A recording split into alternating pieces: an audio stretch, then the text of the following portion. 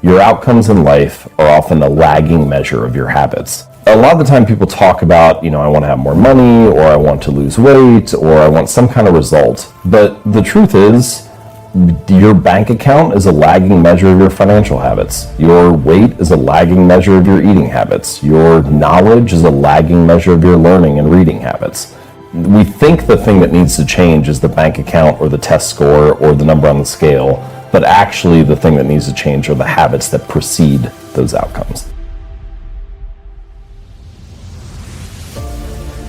The fight, the daily fight, is a challenge. You will not always want to do what you need to do. You will not always feel like doing something you need to do. You may not want to fight that battle, but you need to. Every action you take is kind of like a vote for the type of person you want to become.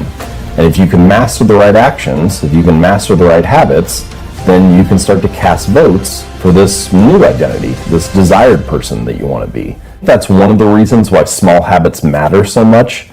They don't necessarily transform your life overnight. Doing one push-up does not transform your body, but it does cast a vote for being the type of person who doesn't miss workouts. Meditating for 1 minute might not give you an immediate sense of calm in your life, but it does cast a vote for being a meditator.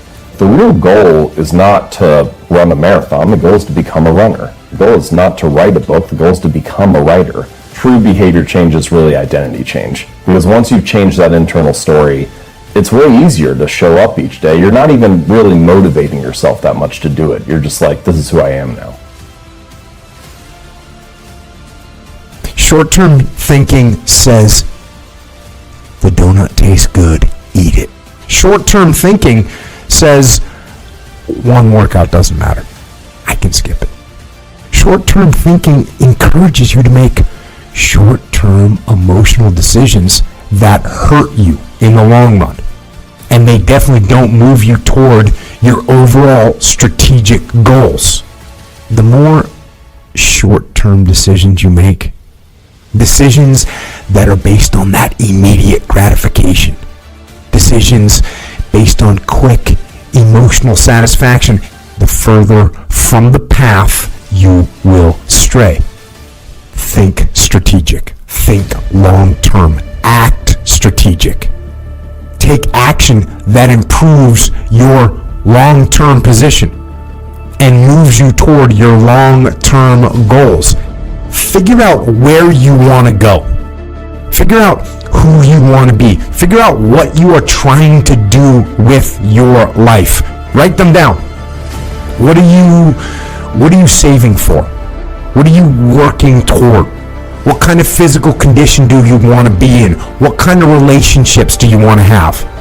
What skills are you trying to develop? You have to explain to yourself the why. Why do you want to save money? Why do you want to be in that physical condition? Why do you want those relationships? Or why do you want those skills? You are your own leader. Give yourself the mission and explain the why behind those goals. Write those things down in simple, clear, concise language. Read it before you go to bed. Read it when you wake up. Read it every day until it is embedded in your brain. You need to win battles in order to win the war. You need to get out of bed. You need to run. You need to work out. You need to read and study and practice. And you need to do things that you don't necessarily want to do. And I know that can be hard. That's why people lose the war. That's why people never achieve their strategic goals. One missed workout at a time.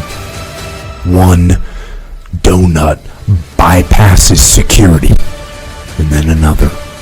And then another. And it all adds up. Why? Because we don't think about the big picture. To win tactically, we have to think strategic all the time. Think strategic all the time. Before any action or any inaction, ask yourself this question. What I am doing, what I am about to do, is it going to help me get where I am going? Is this action going to make me stronger or weaker? Is this action going to make me smarter or more skilled? Will this action move me toward the strategic long-term goals I am trying to achieve in my life? Don't rationalize. Don't negotiate. That is where discipline comes from. Discipline is rooted in the truth we tell ourselves, and discipline delivers long-term strategic success. Strategic thought is disciplined thought. Strategic thought allows you to make the right tactical actions to move you forward, to achieve your goals, to be who you want to be and do what you want to do. For 2022 and for life, think strategic. Know why you are doing what you are doing, and then get out there every day and win those small, tactical, short-term battles so you can win the strategic, long-term victory that puts you where you want to be. Get out of your damn bed, get off your phone, get out of the soft and addictive comfort zone that weakens you and destroys your goals. And you need to go out there into the world and get after it. Where are you lacking in life? You need to look at your daily routine and start to find that half an hour or an hour that you generally, truly have downtime. And I want you to take your phone. I want you to set an alarm for that time. And I want you to put the alarm as, dude, it's time to fucking work out. You do this for a week or two at a time, and it starts to become something that you look forward to, because you're going to notice that every time you accomplish one of these things, the immediate feeling you have after is a feeling of gratitude, a feeling of winning, a feeling of being proud of yourself. And this is how you start to build upon what it is you lack to build a positive habit. These positive habits eventually turn into routines, and before you know it, you're already accomplishing all these things that have seemed impossible to you, and you're doing it seemingly automatically because you started to build a real habit. As this process becomes just the way it is it will actually become who you are, and what happens then is that your life magically, quote unquote, magically transforms with very little effort. The first 2 to 4, 6 weeks, you're going to have days where you have to grit it out. You're going to have days where you get that dirt in your eyes and you feel like quitting. But the point is, if you push through those days, you create a new habitual process that produces a beneficial result for you. You have to realize that the reason you are where you are is because you have a habit that you haven't been able to break. And that habit is quitting. Most people can never get over the habit of quitting, ever. Most marathon runners don't just decide, I'm going to run a marathon and go out and do it. Now, I know a couple of guys who have done that, but that's just not the norm. Running a marathon is the process that is a result of the habit of running.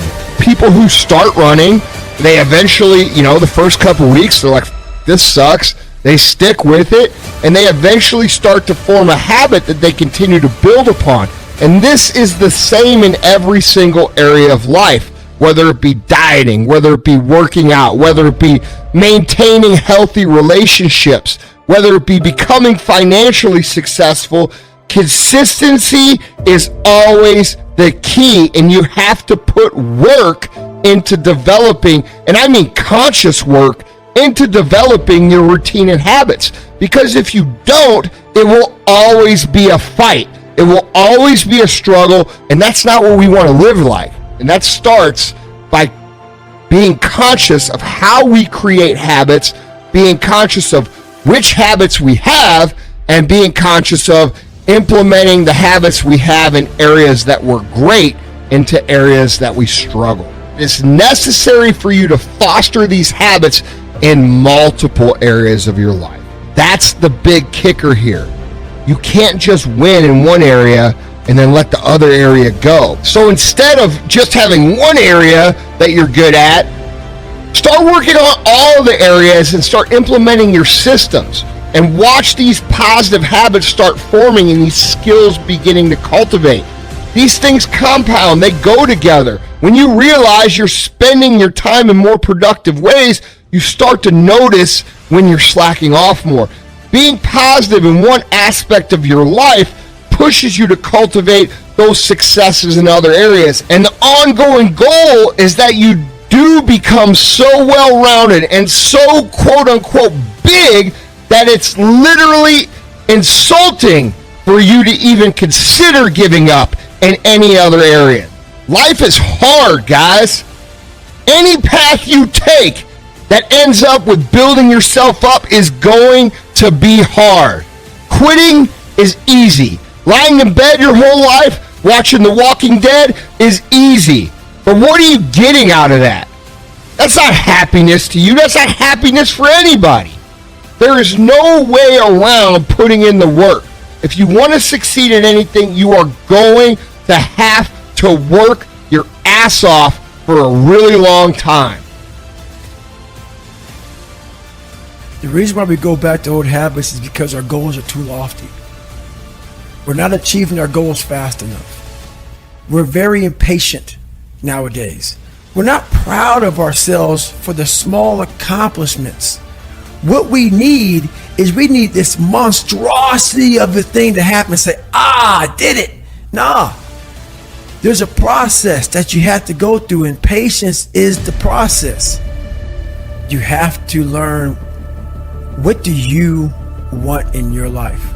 We have so much influence coming at us that we are so lost. We don't know what we want to do because we don't spend enough time with ourselves.